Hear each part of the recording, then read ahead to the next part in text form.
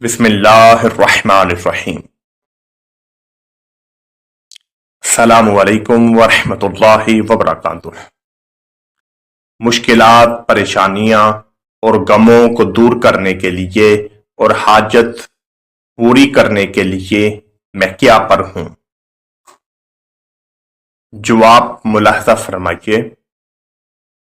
اگر کوئی شخص کسی مصیبت یا پریشانی میں پڑ گیا ہے اور کسی طرح وہ مصیبت دور نہیں ہوتی تو یہ عمل کیا جائے: نماز فجر پڑھ کر قرآن کریم کی تلاوت اور ذکر میں مشغول رہے یہاں تک کہ آفتاب بلند ہو جائے، سورج نکل آئے، پھر 2 رکعت نفل اشراق پڑھے اور اس کے بعد سورہ توبہ کی آخری 2 آیاتیں 11 بار پڑھے۔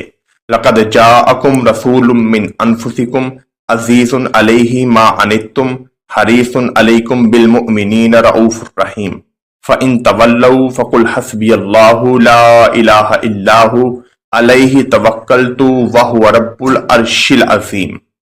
پھر حق تعالیٰ سے امن و عافیت طلب کیجئے، انشاءاللہ چند روز میں آپ کی مصیبت و پریشانی دور ہو جائے گی اور دل کو اطمینان حاصل ہوگا اور حاجت پوری ہوگی۔ الحمدللہ، بہت ہی پیارا وظیفہ ہے، اس کو دہرائیے۔ اللہ تعالیٰ ہم سب کی تمام بڑی سے بڑی مشکلاتوں کو اور پریشانیوں کو دور فرمائے۔ آمین ثم آمین۔